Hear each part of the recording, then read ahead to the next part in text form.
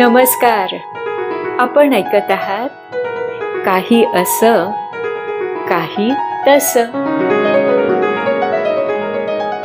आज आपण ऐकणार आहोत मी म्हणजे वृंदा टिळकनी लिहिलेली एक कथा.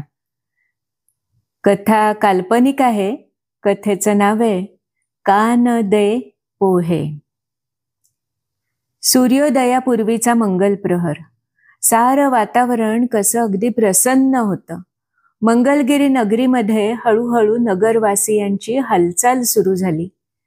राजप्रासादाच्या सौंधावर युवराज मंगलसेन आपल्या सहाध्यायांसह तलवारबाजीचा सराव करीत होते. कधी तलवारीचे खणखणाट ऐकू येत होते, तर कधी ढालीवर तलवार आपटल्याने त्याचा नाद गुंजत होता. अपुऱ्या प्रकाशातही लढण्याचा सराव हवा म्हणून गेले काही दिवस त्यांचा सराव सूर्योदयापूर्वी प्रहरभर सुरू व्हायचा. सूर्योदय झाला की सराव पूर्ण करून युवराज आपल्या कक्षात जात. सूर्याचे पहिले किरण राजप्रासादाच्या सुवर्ण कळसावर झळकले आणि सराव थांबवून युवराज लगबगीने कठड्याजवळ गेले. तिथे उभे राहून प्रासादासमोरून जाणाऱ्या मार्गाकडे ते उत्सुकतेने पाहू लागले. गेले 15 दिवस त्यांची ही लगबग सहदेवाच्या ध्यानात आली होती खरी, पण ती लगबग कशासाठी हे मात्र त्याला कळले नव्हते. मग युवराजांशी काही बोलायच्या निमित्ताने तो देखील कठड्याजवळ गेला आणि मग त्या लगबगीचे कारण त्याच्या लक्षात आले. प्रासादासमोरून जाणारा मार्ग सूर्य मंदिरावरून पुढे जात मनकर्णिका नदीच्या तीराशी विसावत होता. प्रतिदिनी सूर्योदयाच्या वेळी अमात्य कन्या कांतीदेवी आपल्या सख्यांसह सूर्योपासनेसाठी नदी किनारी जात असत. आकाशात उगवणाऱ्या सूर्याला अर्घ्य देत मग मंदिरातल्या सूर्यदेवतेचे दर्शन घेऊन परत नदी तीरावर येत. तिथे आपल्या सख्यांसह सूर्य नमस्कारांचे अनुष्ठान त्या करत असत. अमात्य कन्या कांतीदेवी जितक्या सुंदर तितक्या चतुरही होत्या. गेल्या वसंतोत्सवाच्या त्या विजेत्या ठरल्या होत्या, कारण शक्ती आणि युक्ती ह्याबरोबरच सौंदर्य आणि कला ह्यात त्यांचा हात धरणारी एकही युवती मंगलगिरीत नव्हती. युवराज मंगलसेन महाराजांचे हृदय देखील अमात्य कन्येने जिंकले होते. युवराज मंगलसेन अतिशय उमदे, रुबाबदार आणि शूर होते. आजूबाजूच्या अनेक राज्यात त्यांच्या शौर्याची ख्याती होती. युद्धाची त्यांना अजिबात भीती वाटायची नाही. कितीही बलाढ्य शत्रू असू दे, त्यांना त्याचे भय वाटायचे नाही. पण कांतीदेवींपाशी आपल्या हृदयाची स्थिती उघड करून प्रेमयाचना करण्याची मात्र त्यांना भीती वाटत होती. आज त्यांनी ठरवले, काही झाले तरी कांतीदेवींना आज आपल्या मनातली गोष्ट सांगायचीच. दिवसही चांगला होता. आगामी वसंतोत्सवातील गायनाच्या कार्यक्रमाचा सराव अमात्यांच्या प्रासादातच होणार होता. कांतीदेवी आणि त्यांच्या सख्या सूर्यमंदिरातून जेव्हा पुन्हा नदी तीरावर सूर्यनमस्काराच्या अनुष्ठानासाठी आल्या, तेव्हा त्यांच्या नेहमीच्या जागी त्यांना दिसला एक झळाळणारा ताम्र कलश. त्या कलशावर गंधानी मंगलचिन्ह काढली होती.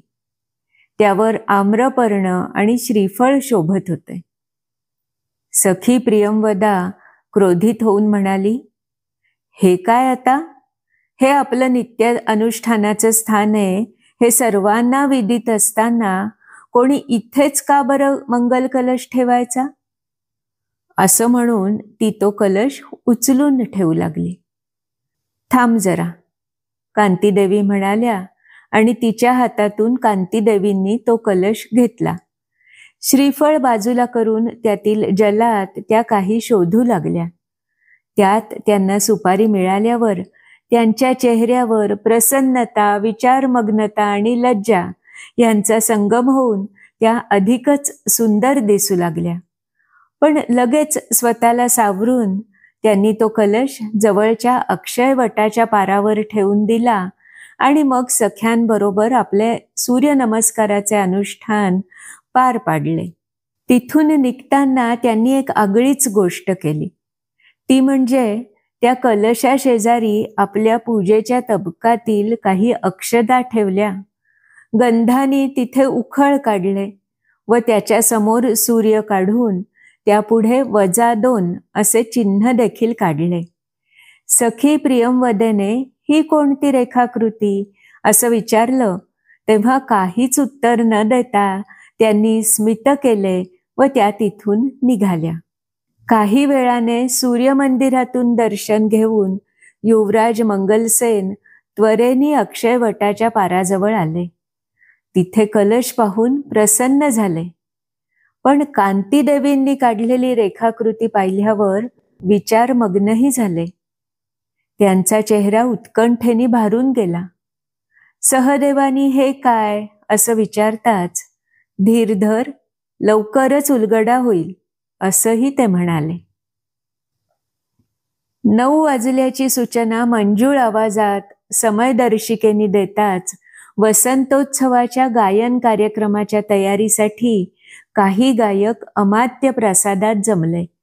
वेगवेगळ्या गीतांचा विचार होऊन कार्यक्रमात कोणती गीते समाविष्ट होतील ते ठरू लागले. आज अजूनपर्यंत कांतीदेवी मात्र सरावस्थानी आल्या नव्हत्या. 10 वाजत आले. आता युवराजांच्या चेहऱ्यावर तणाव अगदी स्पष्ट दिसू लागला. गायनात पारंगत असलेल्या युवराजांना गीते निवडीचे काम एवढे का अवघड वाटते आहे ते सहदेवाच्या लक्षात येईना. एवढ्यात युवराज म्हणाले, आम्ही एक नवीन चीज रचलीये, ती म्हणून दाखवतो. आपणा सर्वांना योग्य वाटली तर कार्यक्रमात घेऊया. देई मज जीवदान हे प्रिये शुभ दे. देई मज जीवदान हे प्रिये शुभ दे. ये गे कान हो तव दर्शन अन कान दे पोहे. देई मज जीवदान हे प्रिये. आ आ आ देई मज जीवदान हे प्रिये शुभ दे.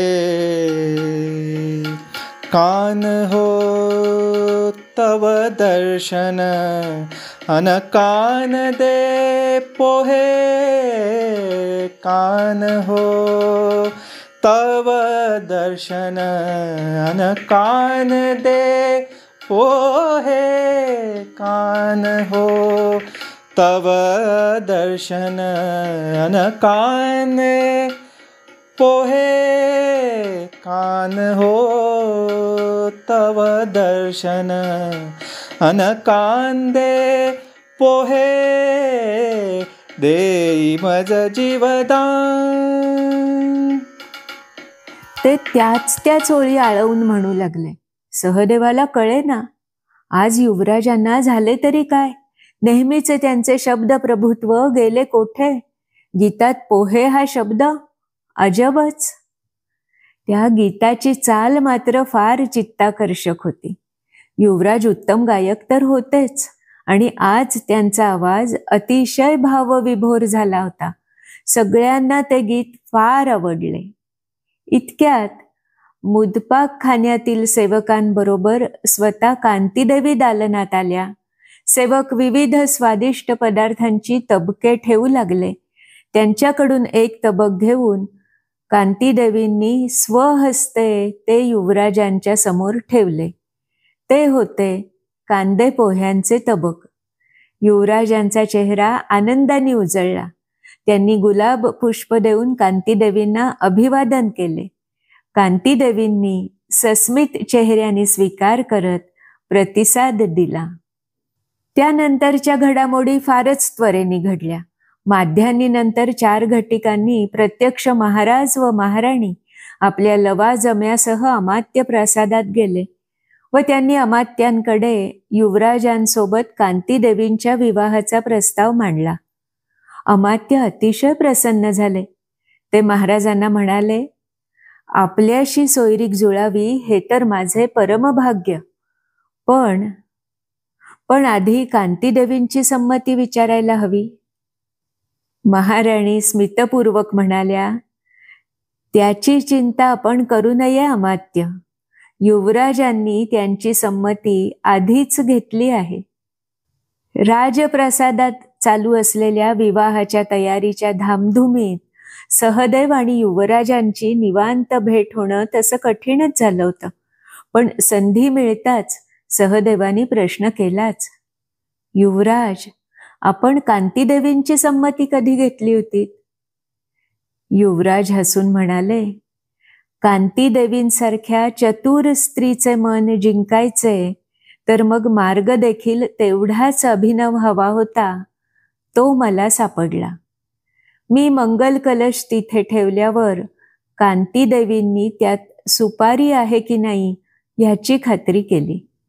सुपारीला काही भाषात कांती म्हणतात हे अनेक भाषातून प्रवीण असणाऱ्या कांतीदेवींना माहिती असणारच.